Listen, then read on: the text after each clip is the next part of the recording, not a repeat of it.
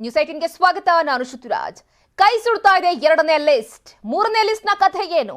ದೆಹಲಿಗೆ ಸಿದ್ದು, ಡಿಕೆಶಿ. ಹೇಗಿದೆ ಕಾಂಗ್ರೆಸ್ನ ರಣತಂತ್ರ? ಬಂಡಾಯ ಶಮನಕ್ಕೆ ಪ್ಲಾನ್ ಬಿ ಏನು?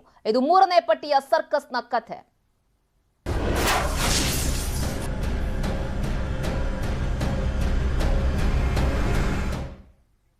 ಕಾಂಗ್ರೆಸ್ನ ಮೊದಲ ಲಿಸ್ಟ್ ಏನು ಕೂಲ್ ಆಗಿ ನಡೆದು ಹೋಯ್ತು. ಎರಡನೇ ಲಿಸ್ಟ್ ಮಾತ್ರ ಧಗಧಗ ಅಂತ ಹೊತ್ಕೊಂಡು ಹುರಿತು.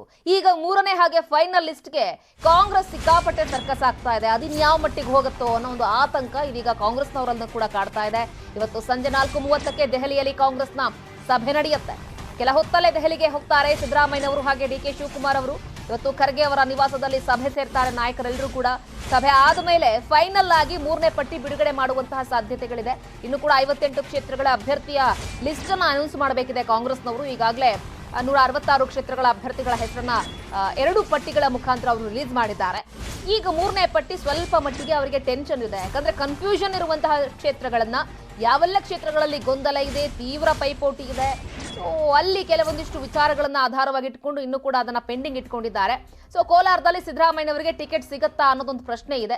ಒಂದು ವೇಳೆ ಟಿಕೆಟ್ ಸಿಗದೆ ಇದ್ರೆ ಏನ್ ಮಾಡ್ತಾರೆ? ಸಿದ್ದರಾಮಯ್ಯನವರ ಪ್ಲಾನ್ ಬಿ ಏನು? ಮೈಸೂರು ಲೋಕಸಭೆಗೆ ಯತೀಂದ್ರ ಅವರ ಸ್ಪರ್ಧೆ ಮಾಡಲಿಕ್ಕೆ ಚಿಂತನೆಯನ್ನೇನಾದರೂ ನಡೆಸ್ತಾ ಇದ್ದಾರಾ ಹಾಗಾದ್ರೆ ಸಿದ್ದರಾಮಯ್ಯನವರು? ಹೀಗೆ ಹಲವು ಪ್ರಶ್ನೆಗಳು ಸಿದ್ದರಾಮಯ್ಯನವರ ಮುಂದಿದೆ. ಸೊ ಯಾವ ಆಪ್ಷನ್ಗೆ ಸಿದ್ದರಾಮಯ್ಯನವರು ಮುಂದಾಗ್ತಾರೆ ನೋಡಬೇಕು. ಬಟ್ ಕೊನೆ ಮೂಮೆಂಟ್ ವರ್ಗೂ ಕೂಡ ಅವರು 2 ಕ್ಷೇತ್ರಗಳಲ್ಲಿ ನಿಂತ್ಕೊಳ್ತೀನಿ, ಈಗಾಗಲೇ ವರ್ಣ ಫೈನಲ್ ಆಗಿದೆ, ಕೋಲಾರವನ್ನ ಕೂಡ ಕೊಡಿ ಅಂತ ಹೇಳಿ. ಯಾಕಂದ್ರೆ ಅವರ ಲೆಕ್ಕಾಚಾರ ಏನಪ್ಪಾ ಅಂತ ಹೇಳಿದ್ರೆ ಸಿದ್ದರಾಮಯ್ಯನವರ ಕೊನೆಯ ಚುನಾವಣೆ ಇದು ಅಂತ ಹೇಳ್ತಾ ಇರೋದ್ರಿಂದ ಸೊ ಅವರು 2 ಕ್ಷೇತ್ರಗಳಲ್ಲಿ ನಿಂತ್ಕೊಂಡ್ರೆ 1 ಕ್ಷೇತ್ರವನ್ನ ಆನಂತರ ಮಗನಿಗೆ ಬಿಟ್ಕೊಡ್ಬಹುದು, ಮತ್ತೆ ಉಪಚುನಾವಣೆಯಲ್ಲಿ ಗೆಲ್ಸ್ಕೊಡ್ಬಹುದು ಅನ್ನೋ ಲೆಕ್ಕಾಚಾರಗಳು. ಬನ್ನಿ ಬಗ್ಗೆ ಮತ್ತಷ್ಟು ಮಾಹಿತಿಯನ್ನು ಕೊಡ್ಲಿಕ್ಕೆ ನೇರ ಸಂಪರ್ಕದಲ್ಲಿ ಜಾಯ್ನ್ ಆಗ್ತಾ ಇದ್ದಾರೆ ನಮ್ಮ political bureau head Chidananda Patel. ಪಟೇಲ್ರೆ, ಈಗ ಒಂದ್ ಕಡೆ ಕಾಂಗ್ರೆಸ್ನವರಿಗೆ ಮೊದಲನೇ ಪಟ್ಟಿ ಕೂಲ್ ಆಗಿ ಹೋಗ್ಬಿಡ್ತು, ಬಟ್ ಎರಡನೇದ್ರಲ್ಲಿ ಸ್ವಲ್ಪ ಧಗಧಗ ಆಗ್ತಾ ಇದೆ. ಈಗ ಮೂರನೇ ಪಟ್ಟಿ ಟೆನ್ಷನ್ ಶುರು ಮಾಡ್ತಾ ಇದೆ. ಸೊ ಒಟ್ಟಾರೆ ಕಾಂಗ್ರೆಸ್ನ ನಿರ್ಧಾರ ಏನು? ಈ ಸಂದರ್ಭದಲ್ಲಿ ಕಾಂಗ್ರೆಸ್ ಪಾಳ್ಯದಲ್ಲಿ ಯಾವೆಲ್ಲ ಲೆಕ್ಕಾಚಾರಗಳು ಹರಿದಾಡ್ತಾ ಇದೆ? ಶ್ರುತಿ, ಕಾಂಗ್ರೆಸ್ ಪಕ್ಷದ ಅಂತಿಮ ಹಾಗೂ ಕೊನೆಯ ಪಟ್ಟಿ ಬಿಡುಗಡೆಗೆ ಇವತ್ತು ಕಾಲ ಸನ್ನಿಹಿತ ಆಗಿರತಕ್ಕಂಥದ್ದು. ಕಳೆದ ಎರಡನೇ ಪಟ್ಟಿ ಸಂದರ್ಭದಲ್ಲಿ ಬಹುತೇಕ 42 ಜನ ಹೆಸರುಗಳಲ್ಲಿ 30ಕ್ಕೂ ಹೆಚ್ಚು ಕ್ಷೇತ್ರಗಳಲ್ಲಿ ಈಗಾಗಲೇ ರೆಬಲ್ ಎದ್ದಿರ್ತಕ್ಕಂಥದ್ದು, ಬಂಡಾಯ ಎದ್ದಿರ್ತಕ್ಕಂಥದ್ದು ಕಾಂಗ್ರೆಸ್ಗೆ ಬಿಸಿ ತುಪ್ಪವಾಗಿ ಪರಿಣಮಿಸಿರುವಂಥದ್ದು. ಕಳೆದ CEC ಸಭೆಯಲ್ಲಿ ಕೂಡ ಸಿದ್ದರಾಮಯ್ಯ ಮತ್ತು ಕೆಲವು ನಾಯಕರ ನಡುವೆ ಟಿಕೆಟ್ ವಿಚಾರದಲ್ಲಿ ಒಂದಷ್ಟು ಅಸಮಾಧಾನ ಕೂಡ ಹೊರಹೊಮ್ಮಿರುವಂಥದ್ದು. ಎಲ್ಲ ಒಂದು ಕಡೆ ಸಿಂಗಲ್ ನೇಮನ್ನು ಡಿ ಕೆ ಶಿವಕುಮಾರ್ ಅವರು ಕ್ಲಿಯರ್ ಮಾಡಿಕೊಂಡಿದ್ದಾರೆ. ಇಲ್ಲಿ ನನ್ನ ಪಟ್ಟಿ ಇರ್ತಕ್ಕಂಥ ನಾನು ಯಾರಿಗೆ ಶಿಫಾರಸು ಮಾಡಿದೆ ಅದನ್ನು 2 ಹೆಸರುಗಳನ್ನು ಹಾಕಿರುವಂಥದ್ದು. ಆ ಮುಖಾಂತರ ಇಲ್ಲೇನೋ ನಡೀತಿದೆ ಅಂತೇಳಿ ಅಸಮಾಧಾನವನ್ನು ಹೊರಹಾಕಿ ಸಿದ್ದರಾಮಯ್ಯನವರು ಸಭೆಯ ಸಂದರ್ಭದಲ್ಲಿ ತಮ್ಮ ಅಭಿಪ್ರಾಯವನ್ನು ವ್ಯಕ್ತಪಡಿಸಿರುವಂಥದ್ದು. ಮತ್ತೊಂದು ಕಡೆ ಎರಡನೇ ಪಟ್ಟಿಯಲ್ಲಿ ಬಹುತೇಕ ಡಿ ಕೆ ಶಿವಕುಮಾರ್ ಅವರು ತಮಗೆ ಬೇಕಾದವರಿಗೆ ಟಿಕೆಟನ್ನು ಕೊಟ್ಟಿದ್ದಾರೆ.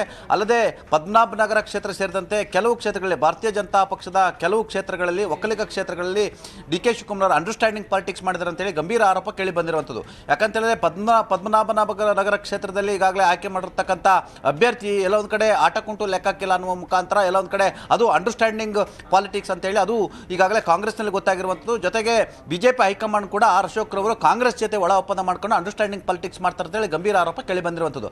ಜೊತೆಗೆ ಎರಡನೇ ಪಟ್ಟಿಯಲ್ಲಿ ಬಹುತೇಕ ಇಡೀ ಪಟ್ಟಿಯಲ್ಲಿ 30ಕ್ಕೂ ಹೆಚ್ಚು ಜನ ಅಭ್ಯರ್ಥಿಗಳ ಹೆಸರು ಘೋಷಣೆ ಆದರೂ ಕೂಡ ಆ ಅಭ್ಯರ್ಥಿಗಳಲ್ಲಿ ಬಹುತೇಕರು ಈಗ ಬಂಡಾಯ ಎದ್ದಿರ್ತಕ್ಕಂಥದ್ದು, ಅಲ್ಲಲ್ಲಿ ಅದು ದೊಡ್ಡ ಮಟ್ಟದ ಕಾವು ಏರ್ತಿರ್ತಕ್ಕಂಥದ್ದು. ಇದು ಕಾಂಗ್ರೆಸ್ಗೆ ನುಂಗಲಾರದ ಬಿಸಿ ತುಪ್ಪವಾಗಿ ಪರಿಣಮಿಸಿರುವಂಥದ್ದು. ಹಾಗಾಗಿ ಕೊನೆಯ ಪಟ್ಟಿ 58 ಹೆಸರುಗಳಿರ್ತಕ್ಕಂಥ ಪಟ್ಟಿ ಕಾಂಗ್ರೆಸ್ಗೆ ಅದು ನಿರ್ಣಾಯಕ ಪಟ್ಟಿ. ಈ ಪಟ್ಟಿಯಲ್ಲಿ ಯಾರ ಹೆಸರನ್ನ ಘೋಷಣೆ ಮಾಡ್ತಾರೆ ಆ ಪಟ್ಟಿಯ ಆಧಾರದ ಮೇಲೆ ಕಾಂಗ್ರೆಸ್ ಎಲ್ಲೊಂದು ಕಡೆ ಸಿಂಪಲ್ ಮೆಜಾರಿಟಿ ತೆಗೆದುಕೊಳ್ಳುವ ಭವಿಷ್ಯ ಅಡಗಿರುವಂಥದ್ದು, ಕಾಂಗ್ರೆಸ್ನ ಅಧಿಕಾರದ ಭವಿಷ್ಯ ಕೂಡ ಅಡಗಿರುವಂಥದ್ದು. ಹಾಗಾಗಿ ಮತ್ತೊಂದು ಕಡೆಗೆ ಈಗ ಸಿದ್ದರಾಮಯ್ಯನವರ ವಿಚಾರದಲ್ಲಿ ಹೇಳೋದಾದ್ರೆ ಅವರಿಗೆ ಒಂದು ಕಡೆ ಮುಖ್ಯಮಂತ್ರಿ ಸ್ಥಾನವನ್ನು ಅಲಂಕರಿಸಬೇಕು ಮುಂದಿನ ದಿನಗಳಲ್ಲಿ ಒಂದು ಆಸೆ ಇದೆ, ಮತ್ತೊಂದು ಕಡೆಗೆ ತಮ್ಮ ಪುತ್ರನ ಭವಿಷ್ಯ, ರಾಜಕೀಯ ಭವಿಷ್ಯ ಕೂಡ ಚೆನ್ನಾಗಿರಬೇಕು ಅನ್ನೋ ಲೆಕ್ಕಾಚಾರ ಇದೆ. ಸೊ ಆ ನಿಟ್ಟಿನಲ್ಲಿ ಸಿದ್ದರಾಮಯ್ಯನವರ ಮುಂದಿರುವಂತಹ ಆಪ್ಷನ್ಸ್ ಯಾವ್ಯಾವ್ದು? ಶ್ರುತಿ, ಈಗಾಗಲೇ ಕೋಲಾರ ಕ್ಷೇತ್ರವನ್ನು ಕೂಡ ಕೇಳಿರ್ತಕ್ಕಂಥ ಸಿದ್ದರಾಮಯ್ಯವರು ಕೊಟ್ಟರೆ ನಾನು ಸ್ಪರ್ಧೆ ಮಾಡ್ತೀನಿ, ಕೊಡದಿದ್ರೆ ಅಭ್ಯಂತರ ಇಲ್ಲ ಅಂತ ಹೇಳಿರುವಂಥದ್ದು. ಒಂದು ವೇಳೆ ಕೋಲಾರ ಕ್ಷೇತ್ರವನ್ನು ಕೊಟ್ಟು ಕೋಲಾರ ಮತ್ತು ವರ್ಣ 2 ಕ್ಷೇತ್ರಗಳಲ್ಲಿ ಗೆದ್ದರೆ ವರ್ಣ ಕ್ಷೇತ್ರವನ್ನು ಪುತ್ರ ಯತೀಂದ್ರಿಗೆ ಬಿಟ್ಕೊಡುವಂಥದ್ದು, ಅಥವಾ ಕೇವಲ ವರ್ಣ ಕ್ಷೇತ್ರ ಸ್ಪರ್ಧೆ ಮಾಡಿದ್ರೆ ಪುತ್ರನಿಗೆ 2024ರ ಮೈಸೂರು ಲೋಕಸಭಾ ಏನು ಚುನಾವಣೆಯ ಟಿಕೆಟನ್ನು ಕೊಡಿಸುವಂಥ ಅವರ ಲೆಕ್ಕಾಚಾರ. ಆದರೆ ಈ 58 ಜನರ ಪಟ್ಟಿ ಕಾಂಗ್ರೆಸ್ನ ಭವಿಷ್ಯವನ್ನು, ಹಣೆಬರವನ್ನು ಬರೀತಕ್ಕಂಥ ಪಟ್ಟಿ. ಹಾಗಾಗಿ ಈಗಾಗಲೇ ಒಂದಷ್ಟು ಕಿತ್ತಾಟಗಳಿರ್ತಕ್ಕಂಥದ್ದು, ಜಿದ್ದಾಜಿದ್ದಿಗಳಿರ್ತಕ್ಕಂಥದ್ದು. ಹಾಗಾಗಿ ಈ 58 ಜನರ ಪಟ್ಟಿ ವಿಚಾರದಲ್ಲಿ ಏನಾದರೂ ಎಡವಟ್ ಆದರೆ ಕಾಂಗ್ರೆಸ್ ಅಧಿಕಾರವನ್ನು ಕಳೆದುಕೊಳ್ಳುವ ಸಾಧ್ಯತೆ ಇರತಕ್ಕಂಥದ್ದು, ಯಾವುದೇ ಕಾರಣ ಕೂಡ ಅಧಿಕಾರಕ್ಕೆ ಬರಲ್ಲ ಅಂತ ಲೆಕ್ಕಾಚಾರ ಇರತಕ್ಕಂಥದ್ದು. ಮತ್ತು ಈ ಪಟ್ಟಿಯಲ್ಲಿ ಏನಾದರೂ ಒಂದಷ್ಟು ಡಿ ಕೆ ಶಿವಕುಮಾರ್ ಬಣದವರಿಗೆ ಏನಾದರೂ ಅವಕಾಶ ಜಾಸ್ತಿ ಸಿಕ್ಕರೆ ಸಿದ್ದರಾಮಯ್ಯ ಮುನಿಸಿಕೊಳ್ಳುವ ಸಾಧ್ಯತೆ ಇರೋ ಕಾರಣಕ್ಕಾಗಿ ಸ್ವತಃ ಡಿ ಕೆ ಶಿವಕುಮಾರ್ ಮತ್ತು ಸಿದ್ದರಾಮಯ್ಯರವರನ್ನ ಇಬ್ಬರೂ ಕೂಡ ಮುಖಸ್ತುತಿಯಲ್ಲಿ ಕೂರಿಸಿಕೊಂಡು ಈ ಪಟ್ಟಿಯನ್ನು ಅಂತಿಮಗೊಳಿಸಲಿಕ್ಕೆ ತೀರ್ಮಾನ ಮಾಡಿರುವಂಥದ್ದು. ಹಾಗಾಗಿ ಮೂರನೇ ಪಟ್ಟಿಗೆ ಸಂಬಂಧಪಟ್ಟ ಹಾಗೆ ಇದೀಗ ಇಬ್ಬರು ನಾಯಕರಿಗೆ ಹೈಕಮಾಂಡ್ ಬುಲಾವ್ ಕೊಟ್ಟಿರುವಂಥದ್ದು. ಇವತ್ತು ಮಧ್ಯಾಹ್ನ ನಂತರ ಈ ಒಂದು ಮೂರನೇ ಪಟ್ಟಿ ಅಂತಿಮಗೊಳಿಸಿ ಸಂಬಂಧಪಟ್ಟಾಗೆ ಸಭೆ ಆರಂಭವಾಗಲಿರುವಂಥದ್ದು. ಶ್ರುತಿ. ಓಕೆ ಪಟೇಲ್, ಥ್ಯಾಂಕ್ ಯು ತಮ್ಮೆಲ್ಲ ಕಂಪ್ಲೀಟ್ ಮಾಹಿತಿಗಾಗಿ. ಬಿಜೆಪಿ ಮೊದಲ ಲಿಸ್ಟ್ ಬಹುತೇಕ ಫೈನಲ್. ಯಾರಿಗೆ ಕೊಕ್, ಯಾರಿಗೆ ಚಾನ್ಸ್? ಹೇಗಿದೆ ಕಮಲ ಟಿಕೆಟ್ನ ಲೆಕ್ಕಾಚಾರ? ಇದು ಬಿಜೆಪಿಯ ಟಿಕೆಟ್ ಟೆನ್ಷನ್ನ ಸ್ಟೋರಿ.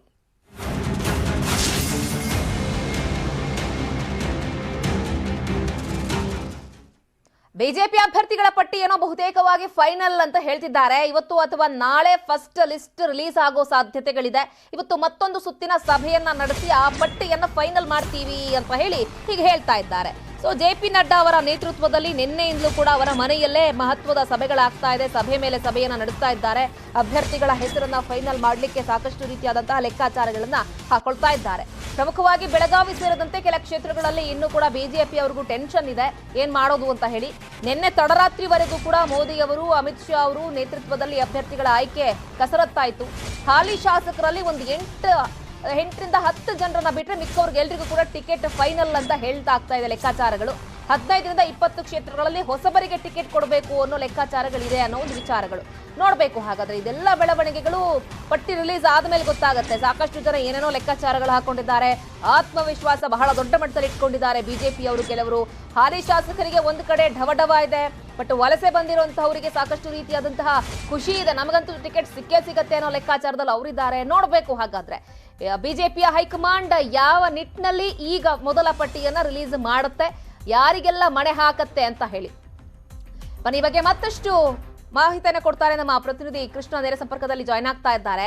ಕೃಷ್ಣ, ಈಗ ಬಿಜೆಪಿ ಪಟ್ಟಿ ಏನೋ ಫೈನಲ್ ರಿಲೀಸ್ ಆಗ್ಲಿಕ್ಕೆ ಸಿದ್ಧತೆಯಾಗಿದೆ. ಸೊ ಸಾಕಷ್ಟು ಜನರಿಗೆ ಢವಢವ ಇದೆ, ಮತ್ತೊಂದಷ್ಟು ಜನರಿಗೆ ವಿಶ್ವಾಸ ಇದೆ, ನನಗೆ ಸಿಗತ್ತೆ ಅನ್ನೋ ಆತ್ಮವಿಶ್ವಾಸದಲ್ಲಿದ್ದಾರೆ. ಸೊ ಯಾರಿಗೆಲ್ಲ ಟಿಕೆಟ್ ಸಿಗಬಹುದು ಅಥವಾ ಪ್ರಮುಖವಾಗಿ ಯಾರಿಗೆಲ್ಲ ಟಿಕೆಟ್ ಮಿಸ್ ಆಗತ್ತೆ ಅನ್ನೋ ಲೆಕ್ಕಾಚಾರಗಳಿದೆ ಸದ್ಯಕ್ಕೆ?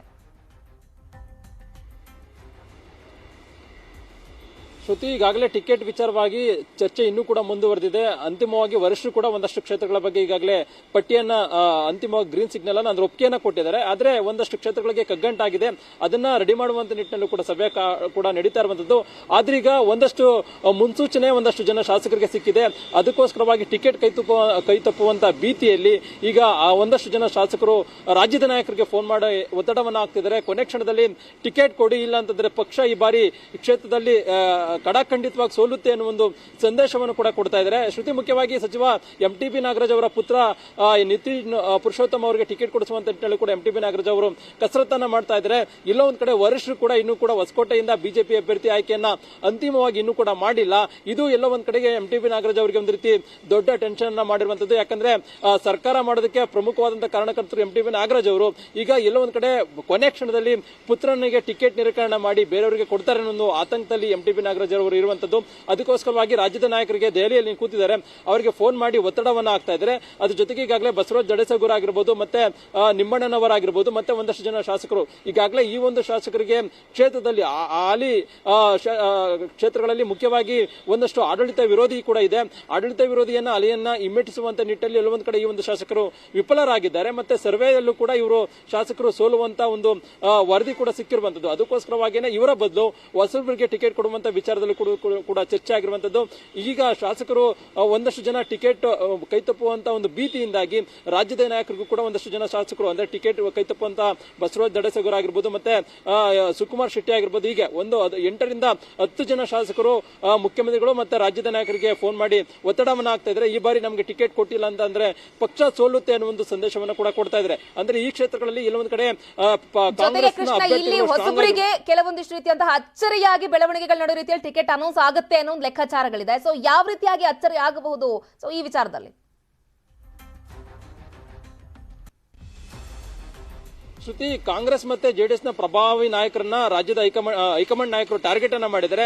ಮುಖ್ಯವಾಗಿ ಅಂದ್ರೆ ಕೆಪಿಸಿಸಿ ಅಧ್ಯಕ್ಷ ಡಿ.ಕೆ. ಶಿವಕುಮಾರ್ ಆಗಿರ್ಬೋದು, ಮಾಜಿ ಮುಖ್ಯಮಂತ್ರಿ ಎಚ್ ಡಿ ಕುಮಾರಸ್ವಾಮಿ ಆಗಿರ್ಬೋದು, ಅದ್ರ ಜೊತೆಗೆ ಮಾಜಿ ಮುಖ್ಯಮಂತ್ರಿ ಸಿದ್ದರಾಮಯ್ಯನವರಾಗಿರ್ಬೋದು. ಈಗಾಗಲೇ ಈ 3 ಜನರು ಸೇರಿದಂತೆ ಎಂ ಬಿ ಪಾಟೀಲ್ ಮತ್ತೆ ಎಚ್ ಕೆ ಪಾಟೀಲ್, ಹೀಗೆ ಕಾಂಗ್ರೆಸ್ನ ಪ್ರಬಲ ನಾಯಕರು ಆರ್ ವಿ ದೇಶಪಾಂಡೆ ಸೇರಿದಂತೆ ಒಂದಷ್ಟು ಜನ ನಾಯಕರನ್ನ ಲೆಕ್ಕಾಚಾರವನ್ನು ಹಾಕೊಂಡು ಅವರ ವಿರುದ್ಧವಾಗಿ ಅಚ್ಚರಿ ಅಭ್ಯರ್ಥಿಗಳನ್ನ ಆಯ್ಕೆ ಮಾಡುವಂತ ನಿಟ್ಟಿನಲ್ಲೂ ಕೂಡ ಕಸರತ್ತನ್ನ ಮಾಡ್ತಾ ಇದ್ದಾರೆ. ಯಾಕಂದ್ರೆ ಈ ಒಂದು ನಾಯಕರು ತಮ್ಮದೇ ಆದಂತಹ ಶಕ್ತಿಯನ್ನ ಪ್ರಾಬಲ್ಯವನ್ನ ಸಾಧಿಸಿದ್ದಾರೆ. ಹೀಗಾಗಿ ಇವ್ರನ್ನ ಕಟ್ಟಿ ಹಾಕಿದ್ರೆ ಎಲ್ಲ ಒಂದು ಕಡೆಗೆ ಆ ಒಂದು ಕ್ಷೇತ್ರಗಳಲ್ಲಿ ಗೆಲ್ಲಬಹುದು, ಜಿಲ್ಲೆಗಳಲ್ಲೂ ಕೂಡ ಗೆಲ್ಲಬಹುದು ಅನ್ನೋ ಒಂದು ಕಾರಣಕ್ಕೋಸ್ಕರವಾಗಿ ಒಂದಷ್ಟು ಅಚ್ಚರಿ ಅಭ್ಯರ್ಥಿಗಳನ್ನ ಈಗಾಗಲೇ ಮಾಜಿ ಮುಖ್ಯಮಂತ್ರಿ ಸಿದ್ದರಾಮಯ್ಯನವರ ವಿರುದ್ಧವಾಗಿ ವರ್ಣ ವಿಧಾನಸಭಾ ಕ್ಷೇತ್ರದಲ್ಲಿ ಸಚಿವ ವಿ ಸೋಮಣ್ಣ ಅವರನ್ನ ಕಣಕ್ಕಿಳಿಸುವಂತ ನಿಟ್ಟಿನಲ್ಲೂ ಕೂಡ ಚರ್ಚೆ ಆಗಿರುವಂತದ್ದು. ಅದ್ರ ಜೊತೆಗೆ ಎಚ್ ಡಿ ಕುಮಾರಸ್ವಾಮಿ ಅವರ ವಿರುದ್ಧವಾಗಿ ಪ್ರಬಲ ಒಕ್ಕಲಿಗ ನಾಯಕ ಈಗಾಗಲೇ ಸಿ ಪಿ ಯೋಗೇಶ್ ಅವರು ಇದ್ದಾರೆ, ಅವರ ಬದಲು ಯಾರನ್ನು ಕೂಡ ನಿಲ್ಲಿಸೋದಕ್ಕೆ ಸಾಧ್ಯ ಇಲ್ಲ. ಆದ್ರೆ ಯೋಗೇಶ್ ಅವರನ್ನೇ ಚನ್ನಪಟ್ಟಣದಿಂದ ಸ್ಪರ್ಧೆಯನ್ನು ಮಾಡಿಸೋದ್ರ ಮುಖಾಂತರವಾಗಿ ಕುಮಾರಸ್ವಾಮಿ ಅವರನ್ನ ಕಟ್ಟಿ ಹಾಕುವಂತದ್ದು. ಅದ್ರ ಜೊತೆಗೆ ಡಿ.ಕೆ. ಶಿವಕುಮಾರ್ ಅವರು ಈಗಾಗಲೇ ಮುಖ್ಯಮಂತ್ರಿಯ ಕನಸನ್ನ ಕಾಣ್ತಾ ಇದ್ದಾರೆ. ಕನಕಪುರದಲ್ಲಿ ಈಗಾಗಲೇ ಅಪ್ಪಾಜಿ ಗೌಡರನ್ನ ರಾಜ್ಯ ನಾಯಕರು ಸೂಚನೆಯನ್ನ ಕೊಟ್ಟಿದ್ದಾರೆ. ಆದ್ರೆ ಅಪ್ಪಾಜಿ ಗೌಡ್ರೆ ಫೈನಲ್ ಅಲ್ಲ. ಹೀಗಾಗಿ ಅಂತಿಮವಾಗಿ ಪ್ರಬಲ ನಾಯಕರು, ಪ್ರಬಲ ಒಕ್ಕಲಿಗ ನಾಯಕರು, ಅದರಲ್ಲೂ ಮುಖ್ಯವಾಗಿ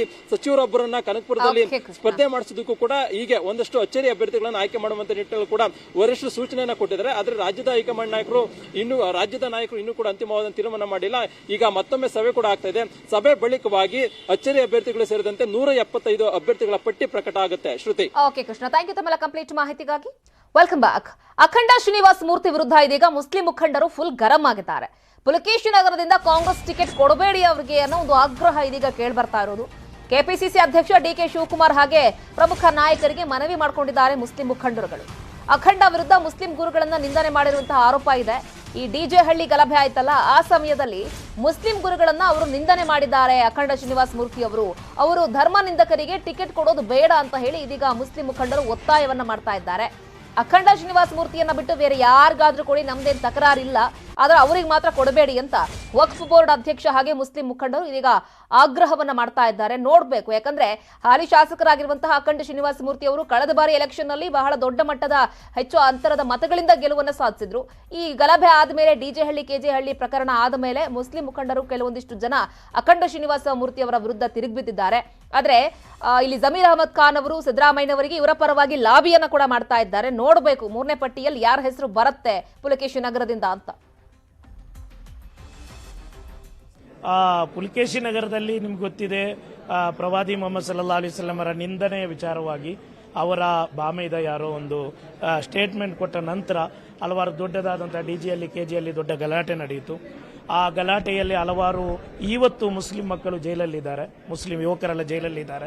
ಅದಕ್ಕೆಲ್ಲ ಜವಾಬ್ದಾರಿಯುತವಾಗಿ ಅಲ್ಲಿನ MLA ಕೆಲಸ ಮಾಡಿಲ್ಲ. ಅವರ ಸಂಬಂಧಿಕರೇ ಈ ಪ್ರವೋಕ್ ಮಾಡಿದವರೇ ಅವರ ಸಂಬಂಧಿಕರು. ಆದ್ದರಿಂದ ಆ ನಿಟ್ಟಿನಲ್ಲಿ ಮುಸ್ಲಿಂ ಕಮ್ಯುನಿಟಿಗೆ ಪ್ರವಾದಿ ಮೊಹಮ್ಮದ್ ಸಲ್ಲಲ್ಲಾಹು ಅಲೈಹಿ ವಸಲ್ಲಂ ಅವರ ನಿಂದನೆ ಅದು ಸಹಿಸಲು ಅಸಾಧ್ಯ.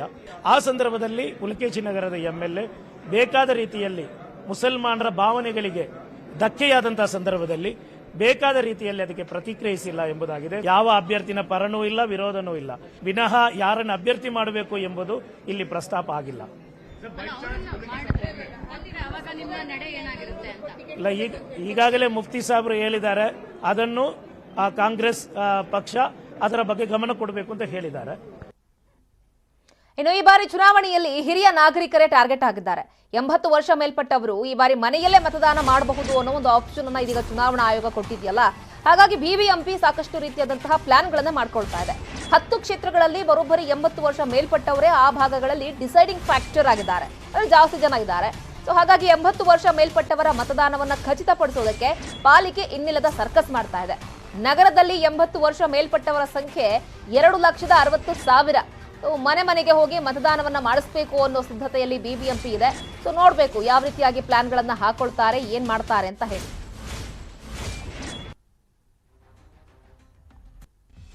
ಎಲೆಕ್ಟ್ರಲ್ ಲಿಸ್ಟ್ ನಲ್ಲಿ 2,36,000 ಜನ 80 ವರ್ಷ ಮೇಲ್ಪಟ್ಟಿದ್ದಾರೆ. ಎಲೆಕ್ಷನ್ ಕಮಿಷನ್ ಆಫ್ ಇಂಡಿಯಾದ ಏನು ಗೈಡ್ಲೈನ್ಸ್ ಇದೆ, ಈಗ ಇದು ಯಾರಿದು 2,36,000 ಜನರು ಯಾರಿದ್ದಾರೆ ಅವರಿಗೆ ಮನೆ ಹೋಗಿ ಈಗ ಕನ್ಸೆಂಟ್ ಫಾರ್ಮ್ 5 ಡೇಸ್ ಈಗ ನಾಮಿನೇಷನ್ಸ್ ಇಂದ 5 ಡೇಸ್ ಮುಂಚೆ 18th ವರೆಗೆ ನಾವು ಎಲ್ಲಾಗಿದೆ ಫಾರ್ಮ್ ಕೊಡ್ತೀವಿ. ಅವರು ಎಷ್ಟು ಕನ್ಸೆಂಟ್ ಕೊಡ್ತಾರೆ ಅವರಿಗೆ ಪೋಸ್ಟಲ್ ಬ್ಯಾಲೆಟ್ ವ್ಯವಸ್ಥೆ ಮಾಡ್ತೀವಿ. ಈ ವಿಷಯ ಫಾರ್ಮ್ ದ 12D ಫಾರ್ಮ್ಸ್, ಅವರಿಗೆ ಮನೆ ಹೋಗಿದ್ದು ಅವರಿಗೆ ಡಿಸ್ಟ್ರಿಬ್ಯೂಟ್ ಮಾಡ್ತಾರೆ. Not only confirmation, consent also. ನಾವು ಅಲ್ಲಿ ಹೋಗಿ ಅದು ಕನ್ಸೆಂಟ್ ಕೊಡ್ತಾರೆ, ಅಲ್ಲಿ ಹೋಗಿ ನೋಡ್ತಾರೆ, ಮೊಬೈಲ್ ಇದ್ರೆ it is to the satisfaction of R.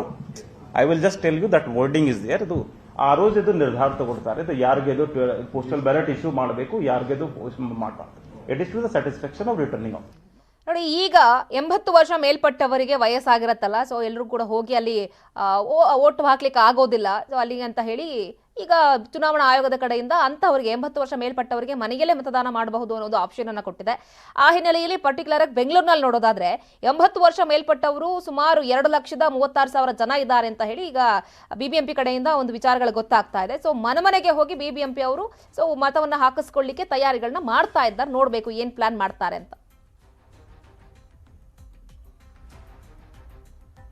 ಈ ಬಗ್ಗೆ ಮತ್ತಷ್ಟು ಮಾಹಿತಿಯನ್ನು ಕೊಡ್ಲಿಕ್ಕೆ ನೇರ ಸಂಪರ್ಕದಲ್ಲಿ ಜಾಯ್ನ್ ಆಗ್ತಾ ಇದ್ದಾರೆ ನಮ್ಮ ಪ್ರತಿನಿಧಿ ಶರಣು ಹಂಪಿ. ಈಗ ಸೊ 80 ವರ್ಷ ಮೇಲ್ಪಟ್ಟವರಿಗೆ ಮನೆಯಲ್ಲೇ ಮತದಾನದ ಅವಕಾಶ ಸಿಗ್ತಾ ಇದೆ.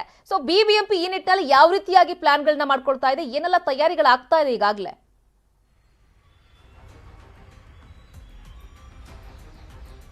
ಶ್ರುತಿ, ಬೆಂಗಳೂರಿನಲ್ಲಿ 2,36,000 ಜನ ಸೀನಿಯರ್ ಸಿಟಿಜನ್ಸ್ ಇದ್ದಾರೆ. ಅದರಲ್ಲೂ ಕೂಡ 80 ವರ್ಷ ಮೇಲ್ಪಟ್ಟವರು. 80 ವರ್ಷ ಮೇಲ್ಪಟ್ಟಂತ ಮತದಾರರೇನಿದ್ದಾರೆ, ಹಿರಿಯ ನಾಗರಿಕರಿದ್ದಾರೆ, ಅವರಿಗೆ ಈ ಬಾರಿ ಇದೇ ಮೊದಲ ಬಾರಿಗೆ ಮನೆಯಿಂದಲೇ ಅವರು ಮತದಾನ ಮಾಡಲಿಕ್ಕೆ ಅವಕಾಶ ಇದೆ. ಇದರ ಹಿನ್ನೆಲೆಯಲ್ಲಿ ಚುನಾವಣಾ ಆಯೋಗ, ಬಿಬಿಎಂಪಿ ಸೇರಿದಂತೆ ಎಲ್ಲ ಸಿಬ್ಬಂದಿಗಳೇನಿದ್ದಾರೆ, ಯಾರ್ಯಾರು ಯಾವ್ಯಾವ ಕ್ಷೇತ್ರದಲ್ಲಿ, ಬೆಂಗಳೂರಿನಲ್ಲಿರುವಂತಹ 28 ಕ್ಷೇತ್ರದಲ್ಲಿ ಯಾವ್ಯಾವ ಕ್ಷೇತ್ರದಲ್ಲಿ ಎಷ್ಟು ಜನ ಇದ್ದಾರೆ ಅಂತ ಹೇಳಿ ಮತದಾರ ಮಾಹಿತಿಯನ್ನು ಕೂಡ ಕಲೆ ಹಾಕ್ತಾ ಇದೆ. ಇದರಲ್ಲಿ 10 ಕಾನ್ಸ್ಟಿಟ್ಯೂನ್ಸಿಗಳಲ್ಲಿ 10ರಿಂದ 15 ಸಾವಿರದಷ್ಟು ಜನ ಹಿರಿಯ ಮತದಾರರಿದ್ದಾರೆ. ಇವರು ಬಹಳ ಪ್ರಮುಖವಾಗಿ ನಿರ್ಣಾಯಕರು ಕೂಡ ಆಗಲಿದ್ದಾರೆ ಈ 10 ಕಾನ್ಸ್ಟಿಟ್ಯೂನ್ಸಿಯಲ್ಲಿ. ಅದರ ಹಿನ್ನೆಲೆಯಲ್ಲಿ ಪ್ರತಿಯೊಂದು ಮತದಾನ ಕೂಡ, ಪ್ರತಿಯೊಬ್ಬರ ಮತದಾನ ಕೂಡ ಬಹಳ ಪ್ರಮುಖ ಆಗುತ್ತೆ. ಪ್ರಜಾಪ್ರಭುತ್ವದ ಅದು ಗೆಲುವು ಕೂಡ ಹೌದು, ಪ್ರತಿ ಮತದಾನ ಕೂಡ. ಅದರ ಹಿನ್ನೆಲೆಯಲ್ಲಿ ಈಗ ಬಿಬಿಎಂಪಿ ಚುನಾವಣಾ ಆಯೋಗ ಏನಿದೆ ಅದರ ಸಿಬ್ಬಂದಿಗಳೆಲ್ಲರೂ ಕೂಡ ಯಾರ್ಯಾರು ಮತದಾನ ಮನೆಯಿಂದ ಮಾಡಲಿಕ್ಕೆ ಇಚ್ಛಿಸಲಿದ್ದಾರೆ ಅವರಿಗೆ ಪೋಸ್ಟಲ್ ರೀತಿಯಾದಂತ ಅವಕಾಶವನ್ನ ಮಾಡಿಕೊಳ್ಳಿದೆ. ಅದರ ಕಾರಣಕ್ಕಾಗಿ ಮನೆಗೆ ತೆರಳಿ ತಾವು ಮನೆಯಲ್ಲಿ ಮತದಾನ ಮಾಡ್ಲಿಕ್ಕೆ ಇಷ್ಟಪಡ್ತಿರೋ ಅಥವಾ ಮತಗಟ್ಟೆಗೆ ಆಗಮಿಸಿ ಮತದಾನ ಮಾಡ್ತಿರೋ ಅನ್ನೋದ್ರ ಬಗ್ಗೆ ಕೂಡ ಅಭಿಪ್ರಾಯವನ್ನ ಸಂಗ್ರಹ ಮಾಡ್ತಾ ಇದೆ. ಮತ್ತು ಕೆಲ ಹಿರಿಯ ನಾಗರಿಕರು ಆಪ್ ಮೂಲಕನೂ ಕೂಡ ಮತದಾನ ಮಾಡಲಿಕ್ಕೆ ಬೇಕಾದಂತ ಏನ್ ವ್ಯವಸ್ಥೆ ಇದೆ, ಮನೆಯಿಂದ ಮತದಾನ ಮಾಡಬಹುದಾ ಅಥವಾ ಮತಗಟ್ಟೆಗೆ ಆಗಮಿಸಿ ಮತದಾನ ಮಾಡಬೇಕು ಅನ್ನೋದ್ರ ಬಗ್ಗೆನೂ ಕೂಡ ಅವರು ಮಾಹಿತಿಯನ್ನು, ಒಮ್ಮತವನ್ನ ನೀಡ್ತಾ ಇದ್ದಾರೆ. ಒಟ್ಟಾರೆಯಾಗಿ ಬೆಂಗಳೂರಿನಲ್ಲಿ 28 ಕಾನ್ಸ್ಟಿಟ್ಯೂನ್ಸಿಯಲ್ಲಿ 10 ಕಾನ್ಸ್ಟಿಟ್ಯೂನ್ಸಿ ಏನಿದೆ, ಈ 10 ಕಾನ್ಸ್ಟಿಟ್ಯೂನ್ಸಿಯಲ್ಲಿ ಈ ಸೀನಿಯರ್ ಸಿಟಿಜನ್ಸ್ ಏನಿದ್ದಾರೆ ಇವರು ಬಹಳ ಪ್ರಮುಖವಾದಂತಹ ನಿರ್ಣಾಯಕರಾಗಲಿದ್ದಾರೆ. ಯಾಕಂದ್ರೆ 5ರಿಂದ 6,000 ಮತಗಳಿಂದ ಸೋಲುವರು ಮತ್ತು ಗೆಲ್ಲುವರ ಸಂಖ್ಯೆ ಬಹಳಷ್ಟು ಇದೆ. ಅಂದ್ರೆ ಜಿದ್ದಾಜಿದ್ದಿನಿಂದ ಕೂಡುವಂತಹ ಕಾನ್ಸ್ಟಿಟ್ಯೂನ್ಸಿಗಳೇನ್ ಬರ್ತವೆ, ಇದಕ್ಕೆ ಈ 80 ಮೇಲ್ಪಟ್ಟಂತ ಮತದಾರರೇನಿದ್ದಾರೆ ಇವರು ಬಹಳ ಪ್ರಮುಖವಾದಂತ ಮತದಾರರಾಗಲಿದ್ದಾರೆ ಈ ಬಾರಿಯ ಚುನಾವಣೆಯಲ್ಲಿ. Shruti, okay Sharan Hampi, thank you ತಮ್ಮೆಲ್ಲ ಕಂಪ್ಲೀಟ್ ಮಾಹಿತಿಗಾಗಿ. ನೋಡೋಣ ಯಾವ ರೀತಿಯಾಗಿ ಪ್ಲಾನ್ಗಳು ಮಾಡ್ಕೊಳ್ಳುತ್ತೆ ಮುಂದಿನ ದಿನಗಳಲ್ಲಿ ಬಿಬಿಎಂಪಿ ಅಂತ ಹೇಳಿ. ಇನ್ನು ರಾಜ್ಯದಲ್ಲಿ ಅಮೂಲ್ ಉತ್ಪನ್ನ ಮಾರಾಟಕ್ಕೆ ವ್ಯಾಪಕವಾಗಿ ವಿರೋಧ ವ್ಯಕ್ತವಾಗ್ತಾ ಇದೆ. ಈ ನಂದಿನಿ ಹಾಲು ಉಳಿಸಿ ಸೇವ್ ನಂದಿನಿ ಅನ್ನೋ ಅಭಿಯಾನ ಮಾಡ್ತಾ ಇರುವಂತಹ ಕಾಂಗ್ರೆಸ್ ಇದೀಗ ಮತ್ತೊಂದು ಹೆಜ್ಜೆ ಮುಂದೆ ಹೋಗಿದೆ. ಹಾಸನದ ನಂದಿನಿ ಹಾಲಿನ ಕೇಂದ್ರದಲ್ಲಿ ಡಿಕೆ ಶಿವಕುಮಾರ್ ಅವರು ನಂದಿನಿ ಉತ್ಪನ್ನಗಳನ್ನು ಖರೀದಿ ಮಾಡಿದ್ರು. ಸುಮಾರು 2,500 ರೂಪಾಯಿ ಕೊಟ್ಟು ಹಾಲು, ತುಪ್ಪ, ಮಜ್ಜಿಗೆ, ಮೊಸರು, ಮೈಸೂರು ಪಾಕನ್ನ ಸೇರಿದಂತೆ 10 ಉತ್ಪನ್ನಗಳನ್ನು ಖರೀದಿ ಮಾಡಿದ್ರು. ಜೊತೆಗೆ ಸ್ಥಳದಲ್ಲೇ ಇದ್ದಂತಹ ಜನರಿಗೆ ನಂದಿನಿ ಉತ್ಪನ್ನಗಳನ್ನು ಕೂಡ ಹಂಚಿದ್ರು.